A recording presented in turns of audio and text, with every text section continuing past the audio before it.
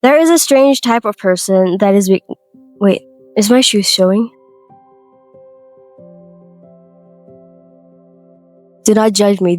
I'm at home, okay? I'm at home. This is my home shoes. I work... My family has a garden, okay? This is my garden shoes. Do not judge. And it's very comfy. You guys should get one. You should get some Crocs. I'm not advertising. There's no sponsor for this. I'm telling you. You'll understand once you own a pair of Crocs. Okay, as I was saying, okay, there is a strange type of person that is becoming very common. And the reason why I'm going to talk about this is because I was once this type of person, okay? I know, okay? Why am I holding a banana? No. My sister wants a banana. But no, she's eating all the bananas. And I want to have some before, like when I finish this video. So, as I was saying, this type of people, they know business. They know about fitness, okay? They know about investing. They know about habits. And they know about productivity. And, they are like, when they start talking, it's like they have lived it. They are like super smart. And yet, for some reason, their life, doesn't change much despite them knowing all of these things, okay? So, and I'm going to tell you, it's not because they are lazy, nor it's because they are incapable or anything like that. But it is simply because they mistaked learning for building something, okay? They have become collectors of knowledge instead of producers of value. So basically, they have just settled for the position of being a librarian instead of using the knowledge in the library to become a successful human being, become a successful person. So the scary part about this is that society rewards this kind of people at first, in the beginning, okay? But eventually, the reality starts to ask them a different question, which is, what have you actually made so far? You know all these things, but what exactly have you made so far? Because the truth is, the world does not reward what sits in your head. Rather, it rewards what leaves your hand. Most people aren't suffering from lack of information. As a matter of fact, they are drowning in information, Because, let's be for real, in this modern age, you can learn photography from your phone. You can learn, coding for free. You can learn cooking for free. You can learn marketing. You can learn writing, fitness, investing, psychology. You can learn about anything now that we have access to the internet. So right now, access is not the problem anymore. It is conversion.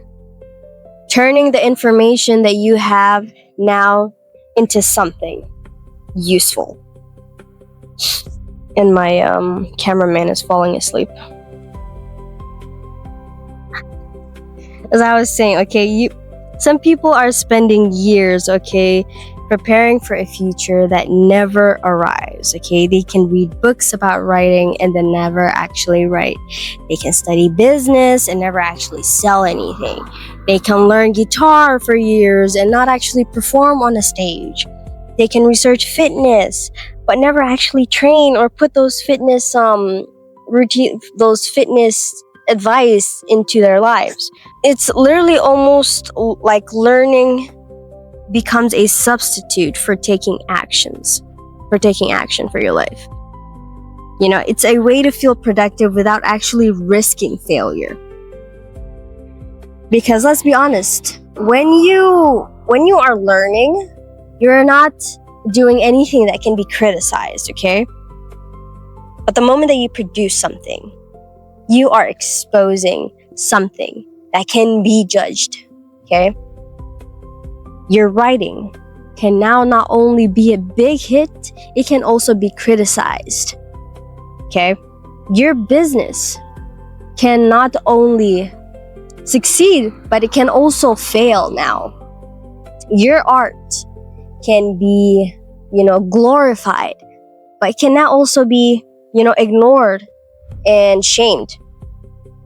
And that is exactly why production feels creates value. That is why production creates value, because it's risky. Yeah, that's the honest truth. It's risky, but knowledge is private, while as production is public.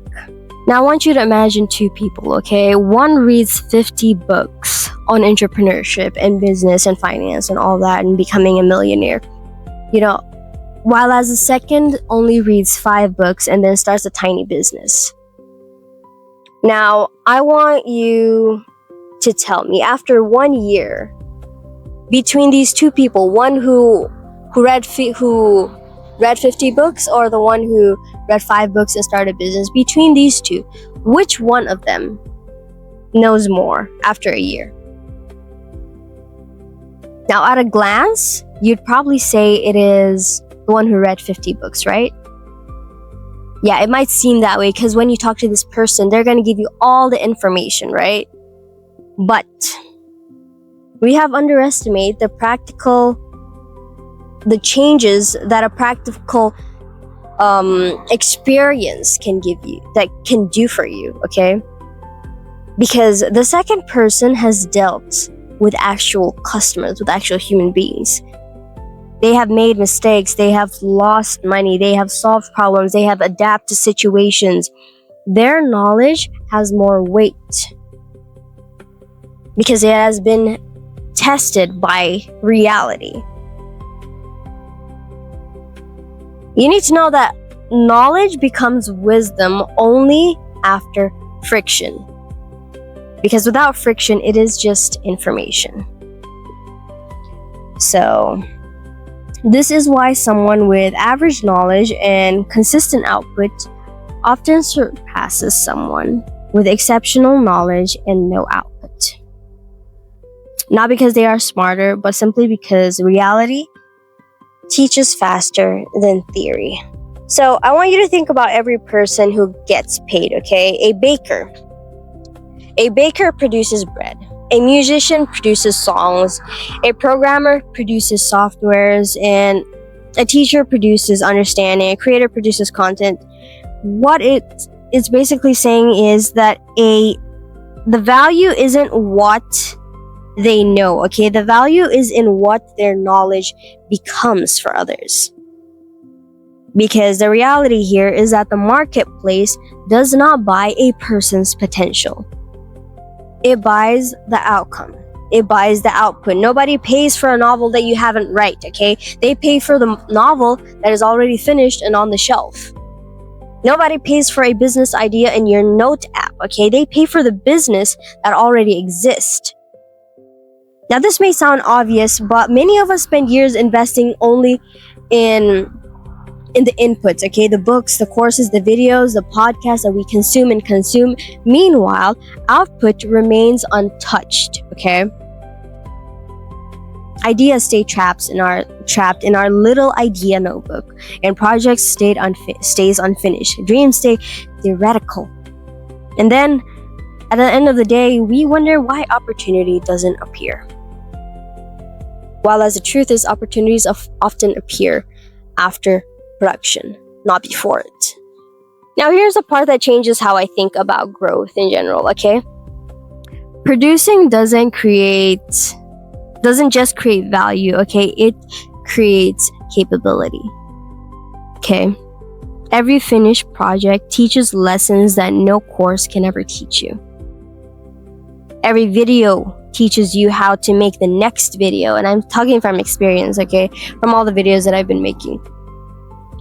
Every business attempt, it teaches you how to run the next business. Every painting teaches you how to paint the next painting. Every first thing that you create will probably be slightly extremely disappointing. The second might not be any better, okay? The 10th might still be rough, but something important is happening because your skill is becoming real and not theoretical anymore. Real. Now, most people quit because their output doesn't match their taste. I understand, they know what good looks like because they've read 50 books on what good looks like, okay? But they haven't produced enough to reach that level of good. So, they give up. Okay, they return to consuming. They watch more videos, hoping that would, shape their next one. They consume more books, more advice. They hope that confidence will arrive first before they actually do anything. But confidence is usually a byproduct of production, not the prerequisition. Okay. Now the internet quietly encourages endless consumption. Okay, these are one of the obstacles here for a lot of us, and that is because not only does consuming feel not only does consumption benefit, the people who run their business on the internet, but consumption for us feels very productive. Okay? You finish a podcast and you feel well informed. You finish a book and you feel smarter. You watch a productivity video and you feel very motivated to do something with your life for only 5 minutes. But feelings aren't results, okay? Information creates the illusion of progress, okay? And production reveals what your actual progress is. And the difference here matters. It matters a lot whether you'd like to admit it or not. Because one changes your perception, while as the other changes your life. So the modern challenge isn't finding knowledge anymore, because we have endless access to knowledge now. It's resisting the temptation to consume endlessly when it's actually time for you to create something. So I hope you understand that yes, learning matters 100%, okay? Education matters. Knowledge matters, okay? All these things matter, okay? But only if it eventually becomes something, okay? A book written, a business that has been launched, a skill that has been practiced, a project completed, a life that has been improved. Because the goal wasn't to become a warehouse of information, it was to become a factory, okay? To take in ideas and send out value. Because at the end of the day, people rarely remember how much you knew. They remember what you built, okay? What you contributed, what you created. So if you've been collecting knowledge for months or even years or eons, maybe the next thing you need isn't another book or course or video. Maybe it's a blank page, okay? Maybe a first customer, a first video, a first attempt at doing what you have been studying all this time. Because you do not become valuable by knowing more. No, you become valuable by producing more. And the world belongs to people who turn ideas into reality, okay?